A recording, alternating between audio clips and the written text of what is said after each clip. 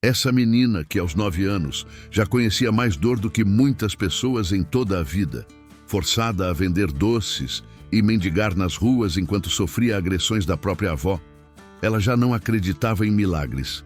Até aquele dia, quando um milionário entra na vida e uma simples conversa desencadeia uma reviravolta tão inesperada que vai mexer com o seu coração. Comente o que você acha que vai acontecer. Se você faria a mesma coisa nessa situação, e não se esqueça de me contar de onde está assistindo esse vídeo. Curte e se inscreva para apoiar o meu trabalho. O sol queimava o asfalto da feira quando Liora sentiu o joelho direito rachar contra o chão quente. 9 anos, e já sabia que chorar só piorava tudo. A dor latejava, mas ela permaneceu imóvel, ajoelhada entre as pernas dos adultos que passavam apressados, ignorando a menina magra que segurava um punhado de balas amassadas como se fossem diamantes. "Tia, compra uma balinha?" A voz saía baixa, quase um sussurro. Os olhos permaneciam fixos no chão, onde uma formiga carregava um grão de açúcar maior que ela mesma.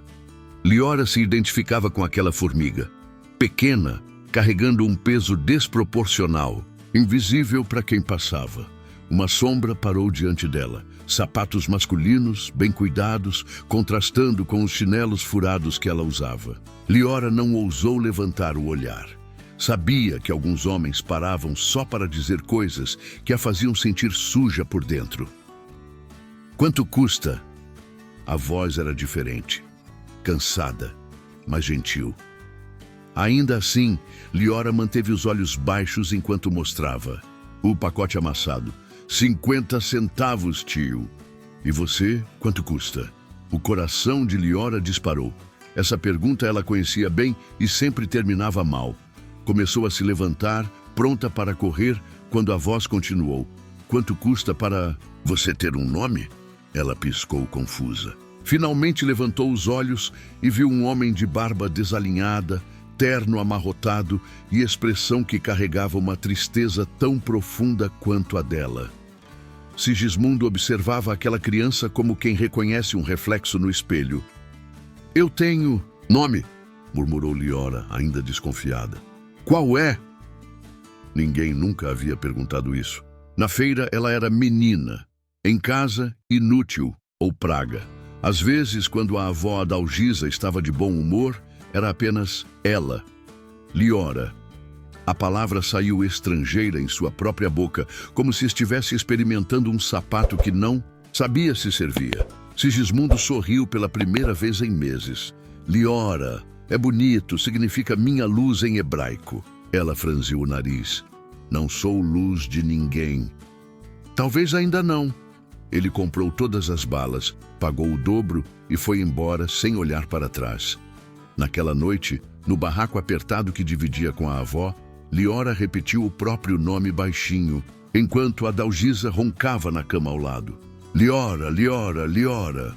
Cada repetição fazia a palavra soar mais real, mais sua. A manhã trouxe a rotina de sempre. Um copo de café ralo, um pedaço de pão amanhecido e a bronca diária sobre a quantia, trazida no dia anterior. 11 reais? 11 reais miseráveis? Adalgisa segurava as notas como se elas fedessem. "Menina do capeta, você não presta nem para mendigar direito." O tapa veio rápido, certeiro. Liora já sabia como posicionar o corpo para que a cabeça girasse com o impacto, diminuindo a dor. Era uma dança que conhecia de cor. "Hoje você não volta aqui com menos de 15 reais. Ouviu bem? 15. E se eu descobrir que você está escondendo dinheiro?" A ameaça ficou no ar, pesada como o cheiro de mofo que impregnava cada canto do barraco. Na feira, Liora ocupou seu posto habitual perto do restaurante Sabor da Casa. O estabelecimento nunca permitiu que ela entrasse, mas tolerava sua presença na calçada. Era melhor que os outros pontos, onde os seguranças a expulsavam com empurrões. O dia arrastou-se lento e cruel. O sol escaldante transformava o asfalto em uma chapa quente que queimava através da sola fina dos chinelos. As pessoas passavam, como fantasmas, evitando seu olhar com a habilidade de quem praticou a arte de ignorar a miséria alheia.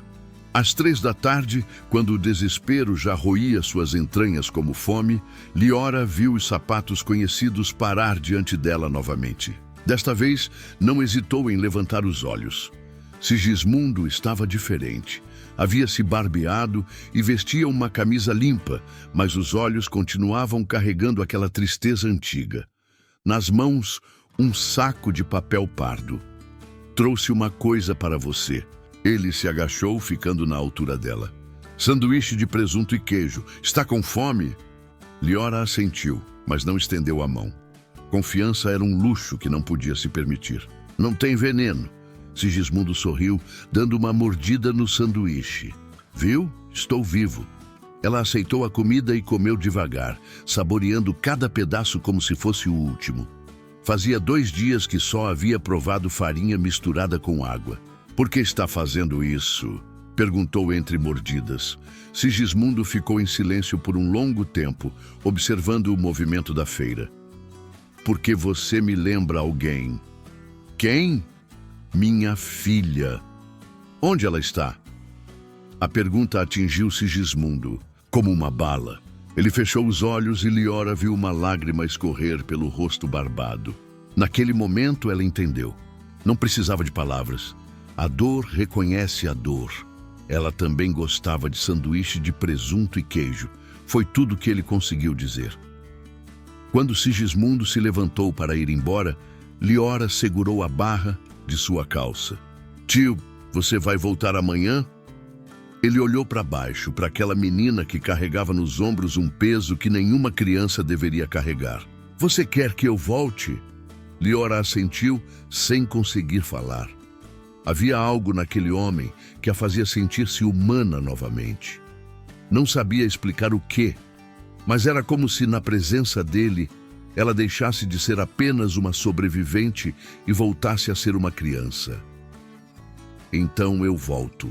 Sigismundo guardou as mãos nos bolsos e caminhou em direção ao ponto de ônibus, sem saber que havia acabado de plantar a primeira semente de esperança no coração árido de uma menina que já havia desistido de sonhar. Mas quando Liora chegou em casa naquela noite com apenas R$ 9, a esperança logo se transformou em pesadelo. O hematoma no rosto de Liora tinha a cor de uma berinjela madura quando ela chegou à feira na manhã seguinte. A Dalguisa havia caprichado na surra da noite anterior. R$ 9 não eram suficientes nem para comprar o remédio para a artrite que a velha tanto reclamava de precisar. Vagabunda! Preguiçosa! Os gritos ainda ecoavam na cabeça de Liora. Fica aí sentada que nem uma pedra e não consegue nem arrancar dinheiro dos trouxas. O cinto de couro havia encontrado suas costas, suas pernas, seus braços. Mas o que mais doía era a certeza de que merecia cada golpe. Se fosse mais esperta, mais convincente, teria conseguido os R$ 15 que a avó exigiu. Agora, sentada na calçada em frente ao restaurante, Liora tentava posicionar o corpo de forma que o hematoma ficasse menos visível. Não porque se importasse com a aparência, mas porque pessoas com pena compravam mais balas. E ela precisava, desesperadamente, que alguém sentisse pena dela hoje. O sol subia no céu como uma ameaça. Cada raio que tocava sua pele machucada era uma lembrança de que o tempo passava e o dinheiro não vinha. Às 10 da manhã, havia vendido apenas 2 pacotes de bala, R$ 7 no total. A perspectiva de voltar para casa com tão pouco fazia seu estômago revirar. Foi então que viu os sapatos conhecidos parar diante dela. Sigismundo não disse nada por um longo momento, apenas ficou ali, de pé, observando o rosto machucado da menina. Quando finalmente se agachou, sua voz saiu diferente, mais baixa, mais perigosa. Quem fez isso com você? Liora manteve os olhos fixos no chão. Caí da escada. Mentira. A palavra cortou o ar como uma navalha. Liora levantou os olhos, assustada. Sigismundo não parecia mais o homem gentil do dia anterior.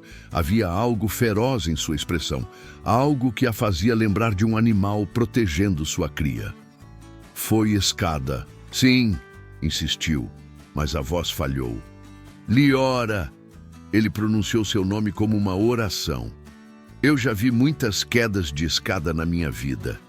Essa marca no seu rosto foi feita por uma mão adulta.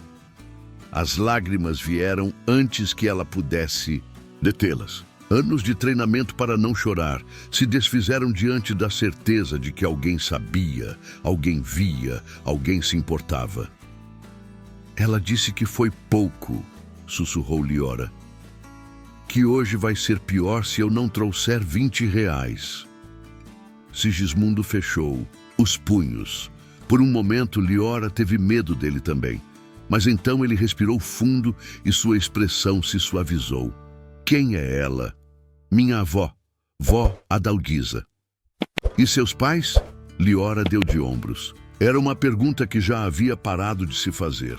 Nunca tive, só a avó.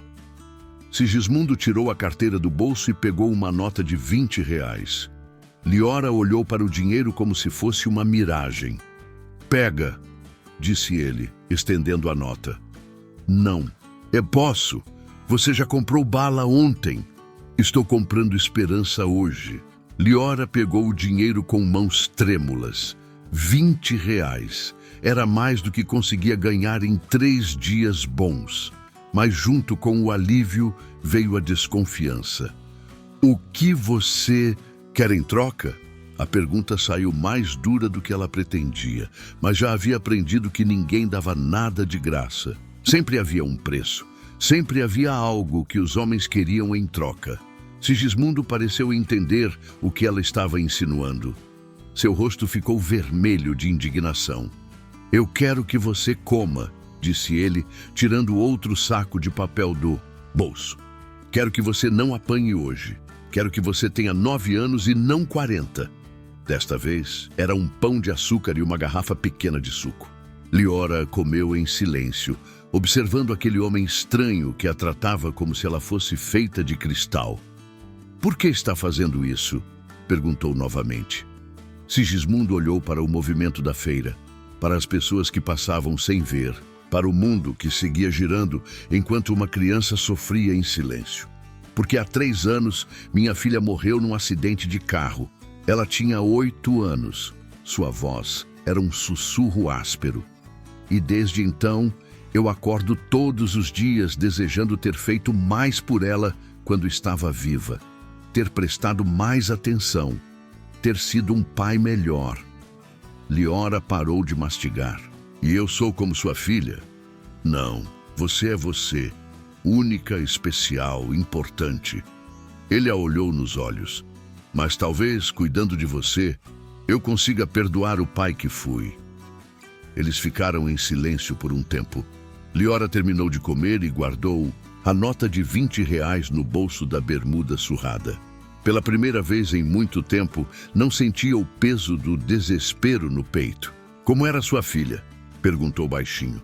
O sorriso de Sigismundo foi triste e luminoso ao mesmo tempo.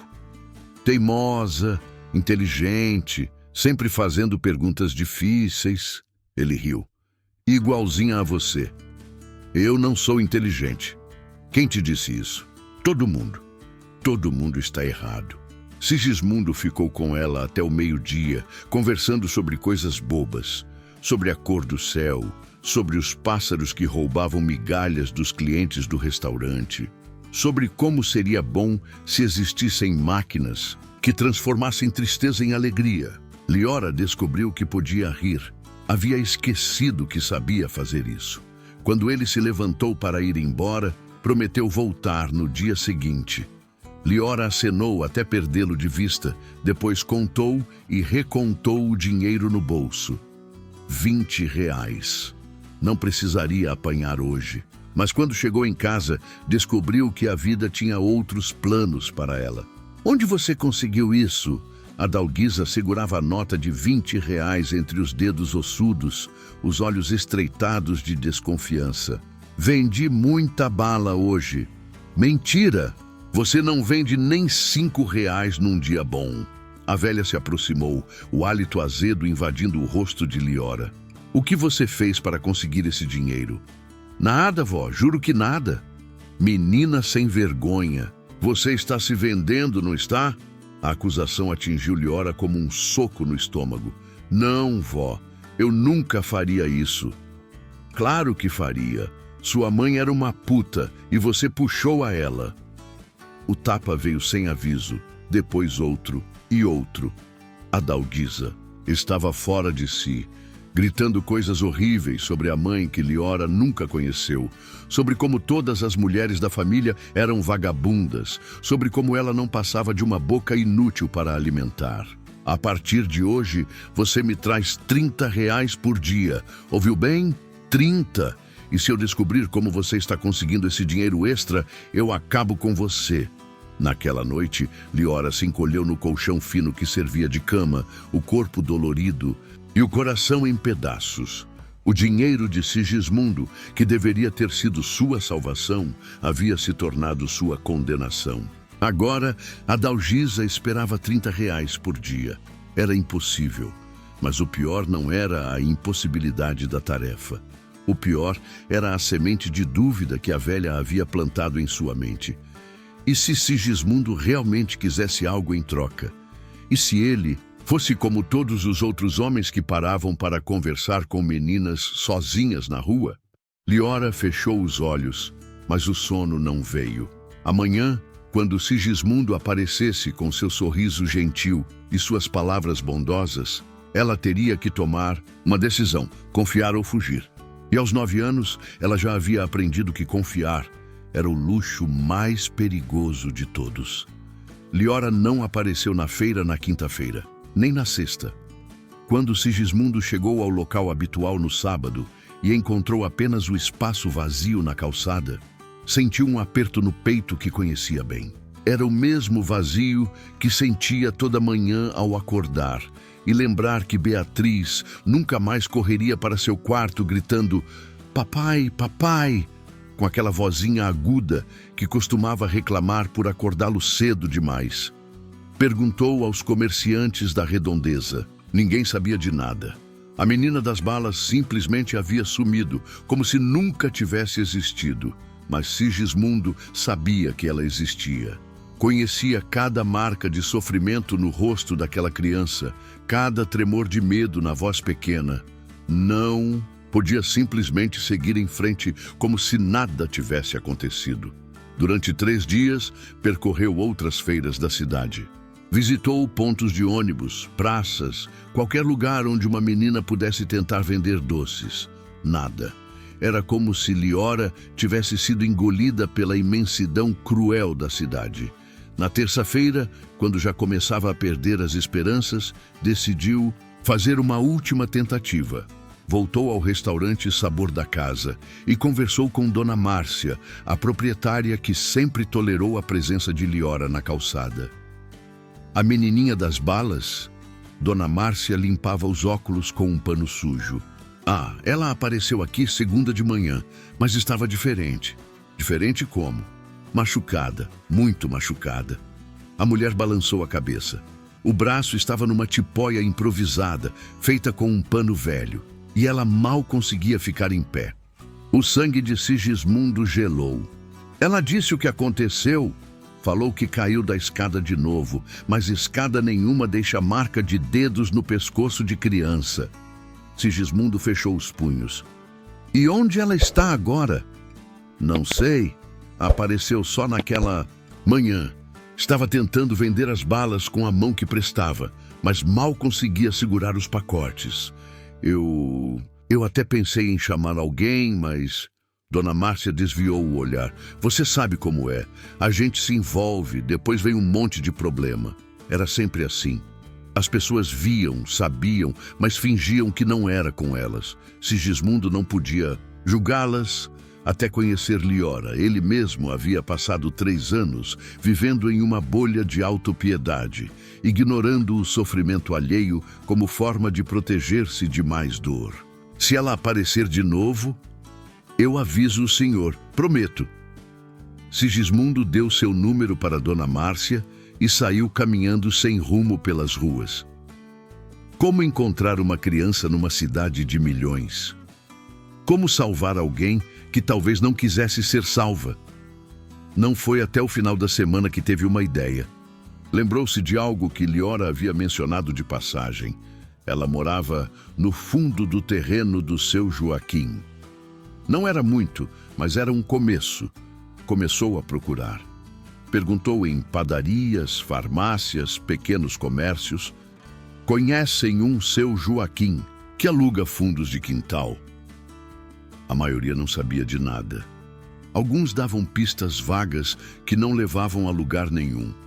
Foi numa quinta-feira chuvosa, quase 2 semanas após o desaparecimento de Liora, que um taxista velho lhe deu uma informação útil. Seu Joaquim que aluga barraco. Conheço um na Vila Esperança. Tem um terreno cheio de gente morando nos fundos. Lugar não é dos melhores, mas o velho deixa qualquer um ficar por uns trocados. A Vila Esperança ficava do outro lado da cidade, uma viagem de quase 2 horas de ônibus. Sigismundo fez o percurso com o coração apertado, alternando entre esperança e desespero. E se não fosse o lugar certo? E se fosse tarde demais? Quando desceu do ônibus, entendeu por que o bairro tinha o nome que tinha. Era pura ironia. As ruas eram de terra batida, esburacadas pela chuva. O esgoto corria a céu aberto. Casas de madeira e papelão se espremiam umas contra as outras como cartas de um baralho mal embaralhado. Perguntou por seu Joaquim na primeira venda que encontrou. O dono, um homem careca de bigode grisalho, apontou para uma rua 3 quarteirões adiante. Casa azul com portão verde. Mas olha, forasteiro, aquele lugar não é brincadeira. O velho deixa qualquer um morar lá por pouco dinheiro, mas tem cada tipo. Sigismundo agradeceu e seguiu as instruções. O coração batia mais forte a cada passo. Quando finalmente chegou diante da casa azul desbotada com portão verde descascado, ficou parado por um momento, reunindo coragem. O terreno era maior do que imaginava. Atrás da casa principal, espalhados como cogumelos após a chuva, havia pelo menos 10 barracos diferentes. Alguns feitos de madeira, outros de papelão e lona. Fios de luz improvisados cortavam o ar como teias de aranha. O cheiro de comida misturado com esgoto formava uma atmosfera densa e sufocante. Procura alguém? A voz veio de trás dele. Sigismundo se virou e viu um homem magro, de cerca de 70 anos, camisa regata suja e chinelos de dedo.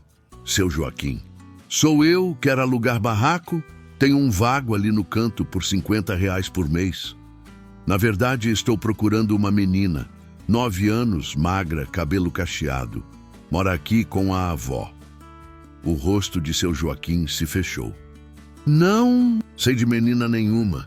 E se soubesse, não ia ficar falando com estranho. Por favor. Sigismundo tirou uma nota de R$ 50 do bolso. Só quero saber se ela está bem. Seu Joaquim olhou para o dinheiro, depois para Sigismundo. Você é parente? Sou amigo da família. Amigo coisa nenhuma. Parente não esquece onde mora a família. O velho cuspiu no chão. Mas se é sobre a Liora, ela não está aqui faz 1 semana. O coração de Sigismundo disparou. Onde ela está?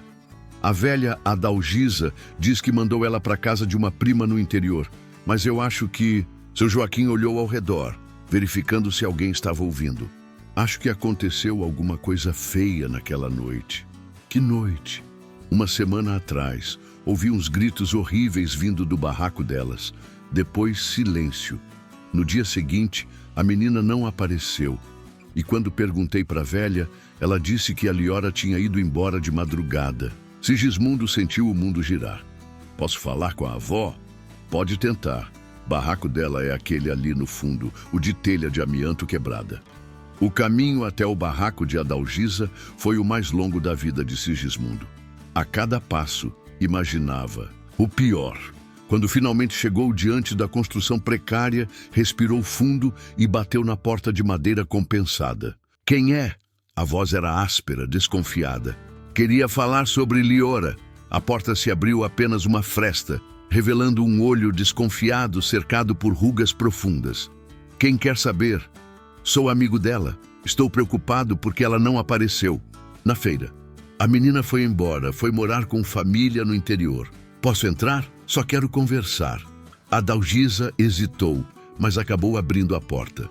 O interior do barraco era ainda pior do que Sigismundo imaginava. Um cômodo único, mal iluminado, com cheiro de umidade e algo mais que ele não conseguia identificar. Algo que fazia seu estômago revirar. A senhora pode me dar mais detalhes sobre onde Liora foi? Por que tanta pergunta? Adalgisa se sentou numa cadeira plástica quebrada. Você quem é, afinal? Sigismundo escolheu as palavras com cuidado. Alguém que se importa com ela. Se importa? A velha riu. Um som sem humor. Todo mundo se importa depois que é tarde. Tarde para quê? Adalgisa ficou em silêncio por um longo momento. Seus olhos percorreram o barraco como se estivesse vendo fantasmas. Quando finalmente falou, sua voz estava diferente, mais baixa, carregada de algo que Sigismundo demorou para identificar. Era culpa. A menina está num lugar melhor agora, disse ela. Longe daqui, longe de mim. Naquele momento, Sigismundo viu uma mancha escura no chão de terra batida, perto da parede dos fundos. Uma mancha que tinha a cor e o formato de sangue seco, e soube que talvez tivesse chegado tarde demais para salvar Liora. A mancha no chão hipnotizou Sigismundo por longos segundos. Sua mente tentava processar o que via, mas o coração já havia entendido. O silêncio pesado do barraco foi quebrado apenas pelo som de sua própria respiração acelerada. O que aconteceu aqui? Sua voz saiu mais alta do que pretendia. Adalgisa se encolheu na cadeira plástica. Nada aconteceu. A menina foi embora. Já disse, há sangue no chão. É de galinha. Matei uma galinha semana passada. Sigismundo se ajoelhou perto da mancha.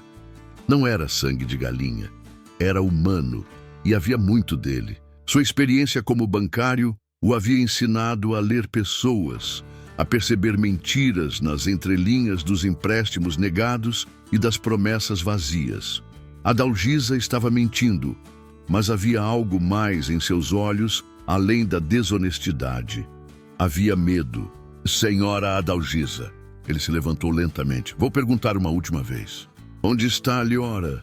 A velha começou a tremer. Suas mãos ossudas agarraram a barra da saia suja. Eu não queria que acontecesse daquele jeito. O coração de Sigismundo parou. Que jeito? Ela estava me contrariando, dizendo que não. Ia mais vender bala, que tinha conhecido um homem que ia cuidar dela. Adalgisa falava rápido agora, as palavras se atropelando.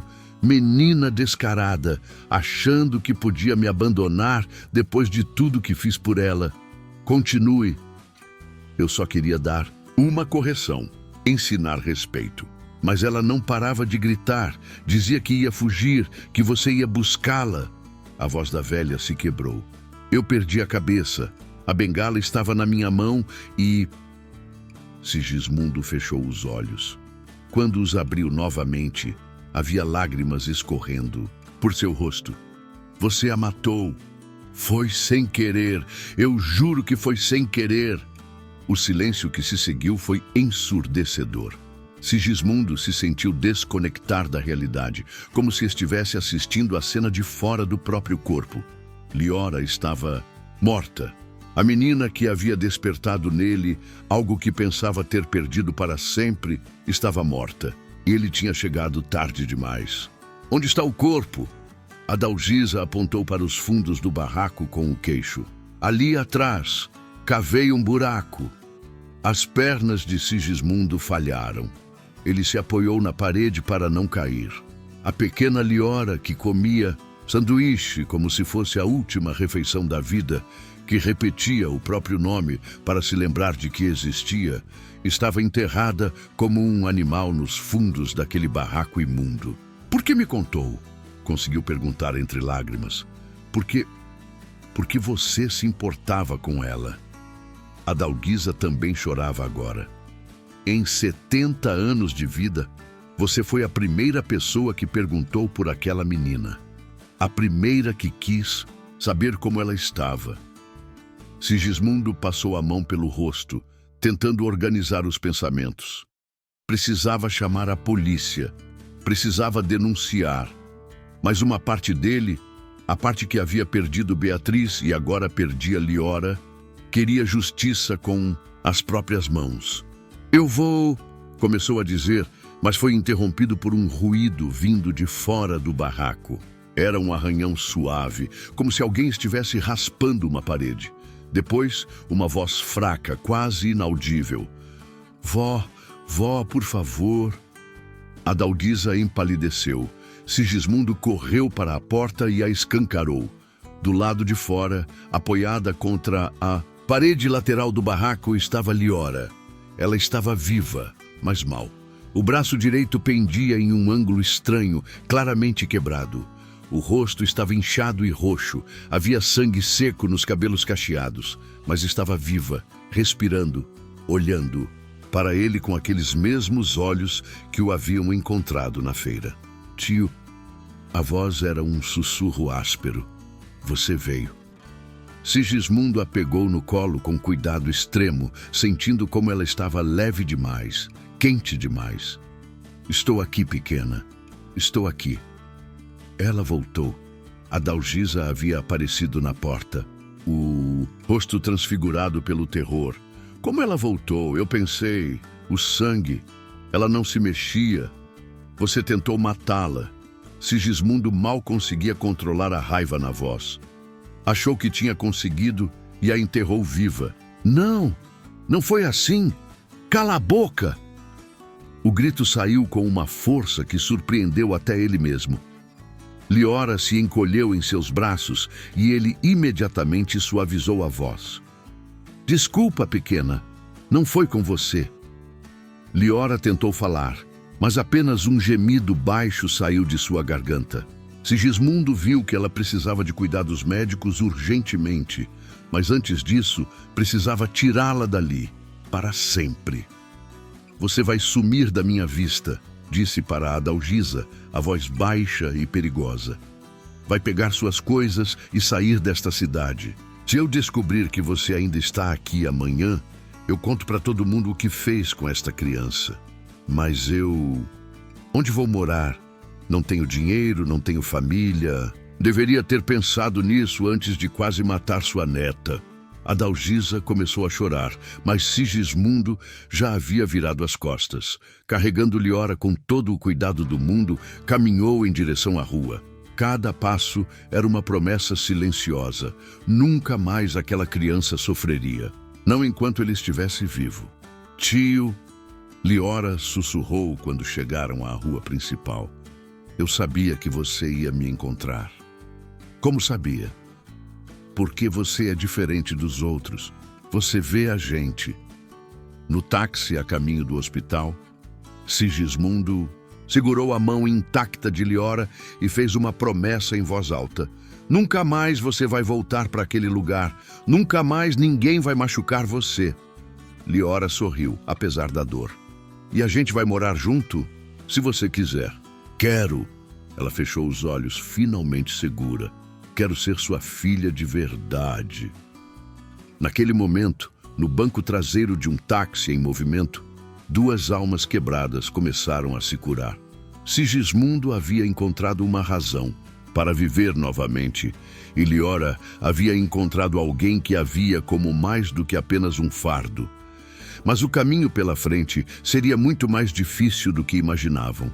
porque viver juntos significaria enfrentar um sistema que não reconhecia o amor onde ele não vinha documentado em cartório. Significaria lutar contra assistentes sociais, juízes e uma burocracia que não entendia que às vezes a família se escolhe, não se nasce. Quando chegaram ao hospital, Sigismundo descobriu que salvar Liora da morte havia sido apenas o primeiro passo de uma jornada que testaria os limites do amor incondicional que haviam encontrado um no outro. O hospital cheirava a desinfetante e esperança perdida. Sigismundo carregava Liora nos braços, sentindo o peso leve demais de seu corpo ferido, quando a recepcionista os parou com um formulário. Preciso dos dados da criança. Nome completo, data de nascimento, responsável legal. Liora. Sigismundo percebeu que não sabia o sobrenome dela. Qual é seu nome completo, pequena? Liora Santos, murmurou ela, a cabeça apoiada em seu ombro. Não sei quando nasci. A recepcionista franziu o rosto. E o senhor é? Sou o responsável por ela. Pai, avô, tio. Sigismundo hesitou. Tecnicamente era um estranho. Um homem de meia idade carregando uma criança machucada sem nenhum documento que comprovasse qualquer vínculo. Na pressa de tirar Liora daquele lugar terrível, não havia pensado nas consequências legais. Sou amigo da família. A avó dela me pediu para trazê-la. A recepcionista o olhou com suspeita crescente. Vou precisar falar com a avó para confirmar. Tem o telefone dela? Ela não tem telefone. Endereço, então? Sigismundo deu o endereço do barraco, sabendo que Adalgisa provavelmente já havia fugido. A recepcionista anotou tudo, mas seu olhar continuava desconfiado. Aguardem aqui, vou chamar a assistente social. O coração de Sigismundo disparou. Assistente social significava perguntas, investigação, possível separação. Mas Liora precisava de cuidados médicos urgentemente. Não tinha escolha. Sentaram-se numa cadeira de plástico da sala de espera. Liora estava cada vez mais fraca, a respiração irregular. Sigismundo acariciava seus cabelos cacheados, sussurrando palavras de conforto que mal ouvia. Senhor! Uma mulher de jaleco branco se aproximou. Sou doutora Sandra. Posso examinar a criança? Por uma hora, Sigismundo esperou no corredor enquanto os médicos cuidavam de Liora. Quando a doutora finalmente saiu, sua expressão era grave. A menina tem o braço fraturado em 2 lugares, 3 costelas quebradas e uma concussão séria. Há sinais claros de espancamento. Preciso perguntar, como isso aconteceu? Ela caiu da escada. Senhor, sou médica há 15 anos. Sei a diferença entre acidentes e agressão. Esta criança foi espancada violentamente. E não foi a primeira vez. Sigismundo fechou os olhos. A avó dela, ela tem problemas com bebida, perde o controle às vezes. Vou ter que comunicar o conselho tutelar. É protocolo em casos de maus tratos. Doutora, por favor. Não é uma escolha, senhor. É a lei. 2 horas depois, Sigismundo estava sentado numa sala pequena e sem janelas, diante de uma mulher de meia idade, com óculos grossos e expressão severa. Senhor Sigismundo, sou Valéria do Conselho Tutelar. Preciso entender sua relação com a menor Liora Santos. Já expliquei para todo mundo. Sou amigo da família. Mas que tipo de amigo? Há quanto tempo conhece a criança? Algumas semanas. E como se conheceram? Sigismundo contou sobre os encontros na feira, sobre as balas, sobre a conversa. Omitiu apenas a parte sobre Adalgisa ter tentado matar Liora e a confissão da velha. Entendo. Valéria fazia anotações. E onde está a avó agora? Não sei. Quando fui buscar Liora, ela não estava lá. Muito conveniente. O tom era claramente cético. Senhor Sigismundo, preciso ser direta. Um homem solteiro, sem vínculos familiares, com uma criança machucada, trazendo ela para o hospital sem a presença dos responsáveis legais? Isso levanta algumas questões. Que tipo de questões? Sobre suas verdadeiras intenções com essa menina. O sangue de Sigismundo gelou. Ela estava insinuando que ele havia machucado Liora, que seus motivos não eram puros. Eu salvei ela. Se não fosse por mim, ela estaria morta. O senhor tem como provar isso? Sigismundo percebeu que não tinha prova nenhuma. Apenas sua palavra contra um cenário que parecia suspeito para qualquer observador externo. Posso ver Liora? Por enquanto, não. Ela vai ficar sob cuidados médicos e observação do Conselho Tutelar até esclarecermos a situação. Ela vai ficar sozinha? Vai ficar segura, que é mais do que podemos dizer sobre os últimos meses da vida dela. Sigismundo saiu do hospital com o coração despedaçado. Em menos de 24 horas, havia encontrado Liora quase morta, salvado sua vida e a perdido novamente para a burocracia. A ironia era cruel.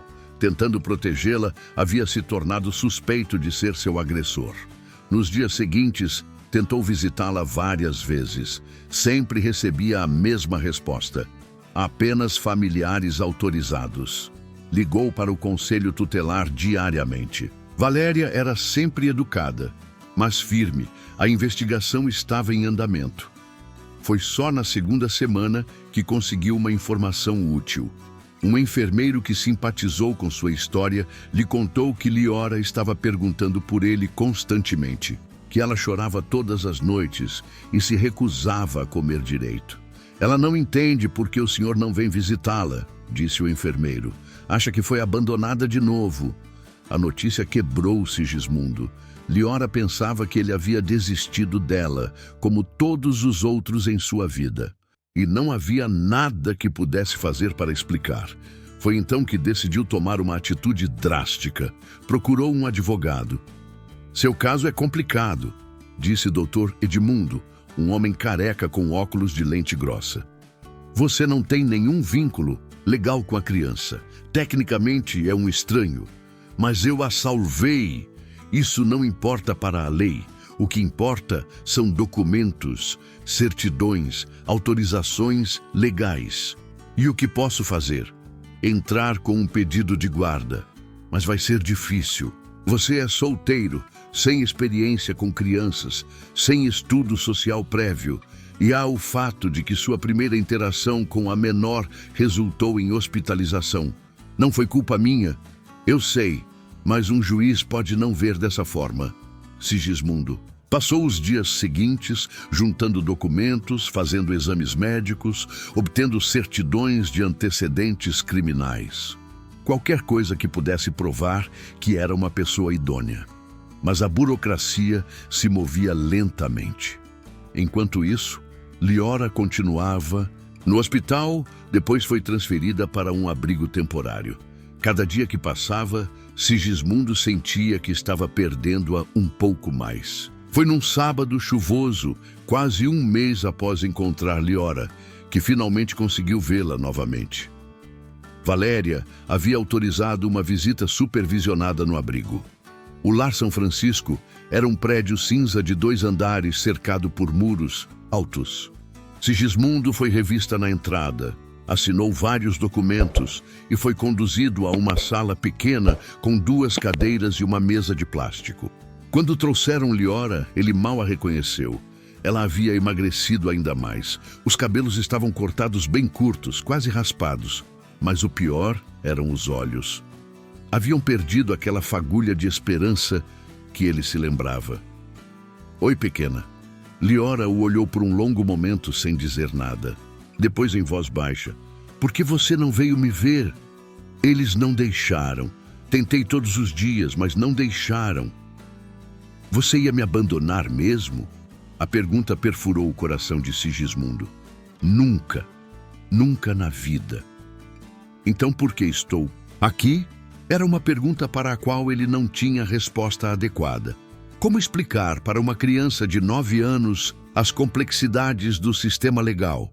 Como dizer que o amor não era suficiente quando não vinha acompanhado de papéis carimbados?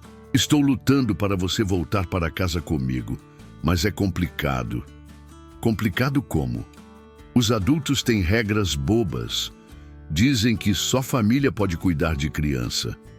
Mas você é minha família. Eu sei, você sabe. Mas eles querem provas no papel. Liora ficou em silêncio por um momento. Depois, e se eles não deixarem? Vão deixar. Vou fazer eles deixarem. Promete? Sigismundo segurou a mão pequena dela entre as suas. Prometo. Mas quando saiu do abrigo naquela tarde, não tinha certeza se seria capaz de cumprir a promessa. O sistema estava contra ele e Liora estava definhando longe dele. Precisava de um milagre. E milagres, havia aprendido na vida, eram mais raros que diamantes. 3 meses se passaram desde que Liora entrou no abrigo. 3 meses de visitas supervisionadas quinzenais, cada uma mais dolorosa que a anterior. Sigismundo via a menina se apagando aos poucos, como uma vela que derrete lentamente. Ela mal falava durante as visitas, apenas segurava sua mão e perguntava quando poderia ir para casa com ele. O processo de guarda caminhava em passos de lesma. Dr. Edmundo havia alertado que casos como aquele podiam levar anos para se resolver. Anos que Liora não tinha. Sigismundo podia ver nos olhos dela que a esperança estava morrendo. Foi numa terça-feira cinzenta que tudo mudou. Sigismundo estava no escritório do advogado, revisando documentos pela 100ª vez, quando seu celular tocou. Era um número desconhecido. Alô? Sigismundo? A voz era feminina, nervosa. Meu nome é Carmen. Sou assistente social do Lar São Francisco. O coração dele disparou. Aconteceu alguma coisa com Liora? Não, não é isso. Na verdade, eu queria conversar com o senhor. Pessoalmente. É sobre Liora, mas não posso falar por telefone. Onde? Conhece a cafeteria em frente ao abrigo? Posso encontrá-lo lá em 1 hora? Sigismundo chegou ao local 15 minutos antes do combinado. Carmen apareceu pontualmente. Uma mulher jovem de cabelos cacheados e olhar cansado. Pediu um café e foi direto ao ponto. Senhor Sigismundo, trabalho com crianças há 8 anos. Vi muitos casos difíceis, mas nunca vi uma criança definhar como Liora está definindo. Como assim? Ela não come direito, não brinca com as outras crianças, não participa das atividades, passa o dia inteiro sentada na janela, olhando para a rua, como se estivesse esperando alguém. Ela está esperando eu conseguir tirá-la de lá. Carmen baixou a voz. É por isso que estou aqui. Oficialmente não posso fazer o que estou fazendo, mas aquela menina está morrendo por dentro. O que posso fazer? O processo está andando, mas o problema não é só o processo, é que a supervisora do caso, Valéria, está convencida de que o senhor tem segundas intenções com Liora. Sigismundo sentiu o sangue ferver. Segundas intenções? Eu salvei a vida dela. Eu sei, e é por isso que estou aqui. Carmen tirou um envelope do bolso. Estes são cartas. Cartas. Liora escreve para o senhor todos os dias. Cartas que nunca são enviadas, porque ela não tem seu endereço e porque... Carmen hesitou. Porque Valéria acredita que manter contato seria prejudicial para o processo de adaptação de Liora. Sigismundo abriu o envelope com mãos trêmulas. Havia pelo menos 20 folhas de papel, escritas com letra infantil irregular. Algumas palavras estavam erradas, outras riscadas e reescritas. Mas todas carregavam o mesmo tom de saudade e esperança. Querido tio Sigismundo, hoje é meu 10º dia aqui. A comida não é ruim, mas não tem o gosto da que você fazia para mim. As outras crianças são legais, mas elas não sabem sobre as balas, nem sobre quando nos conhecemos na feira. Oi, tio. Hoje uma menina perguntou por que eu fico sempre na janela. Disse que estou esperando meu pai. Você é meio que meu pai, né? Mesmo sem papel dizendo... Tio Sigismundo, a tia Carmen disse que você está lutando para me buscar. Eu Confio em você.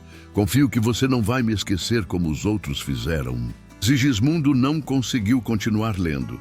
As lágrimas embaçavam sua visão. Carmen tocou seu braço gentilmente. Há mais. Ontem ela me perguntou se pessoas podem morrer de saudade. Disse que sente uma dor no peito que só passa quando pensa no Senhor. Preciso tirá-la de lá.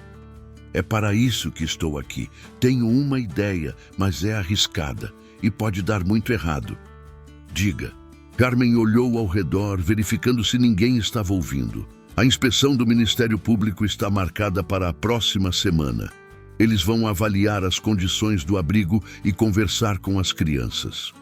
E, se Liora contasse a verdade sobre como chegou até nós, se explicasse que o Senhor a salvou da avó que tentou matá-la, isso mudaria toda a narrativa do caso. Mas ela já contou isso? Contou. Mas Valéria documentou como fantasias de uma criança traumatizada. A versão oficial é que você encontrou Liora na rua e a trouxe ao hospital, mas que as lesões podem ter sido causadas por qualquer pessoa, incluindo você. Sigismundo sentiu o mundo girar. Eles acham que fui eu que machuquei ela? É uma das hipóteses que Valéria considera, e é por isso que o processo está empacado. Mas isso é absurdo. Eu sei, mas precisa ser provado. E para isso, precisamos da verdade completa, com detalhes que só alguém que realmente viveu aquela situação saberia. Carmen tirou outro papel do bolso. Escrevi algumas perguntas. Se Liora souber responder com precisão, provará que sua versão é verdadeira. E se conseguirmos que ela conte isso diretamente para o promotor, eles vão acreditar nela? Vão ter que acreditar. Criança não inventa detalhes tão específicos. Sigismundo pegou a lista de perguntas. Eram coisas como: qual era a cor dos sapatos do Sigismundo no primeiro dia que se conheceram? Que tipo de sanduíche ele trouxe? Como era o interior? Do barraco da avó? Onde exatamente Liora estava quando Sigismundo a encontrou ferida? E como vou fazer essas perguntas para ela? Minhas visitas são supervisionadas. Carmen sorriu pela primeira vez. Deixe isso comigo. Vou conseguir um tempo sozinha com ela. Oficialmente, será uma sessão terapêutica de rotina. E se descobrirem? Aí eu perco meu emprego. Mas prefiro perder o emprego do que ver uma criança definhar até morrer. Naquela noite, Sigismundo não conseguiu dormir. Lia e relia as cartas de Liora, cada palavra ecoando em seu coração como um grito de socorro. A menina que havia aprendido a sorrir novamente, que descobriu que podia ser amada, estava voltando ao estado anterior. Pior, estava perdendo a fé de que as coisas podiam melhorar. Na sexta-feira, Carmen ligou. Funcionou. Ela respondeu tudo perfeitamente, até detalhes que eu não sabia, como o fato de você ter dado o dinheiro extra porque ela precisava levar uma quantia específica para a avó. E agora? Agora esperamos segunda-feira. O promotor vai conversar com ela e eu vou garantir que ele ouça toda a verdade. O fim de semana foi eterno. Sigismundo alternava entre esperança e desespero. E se não funcionasse?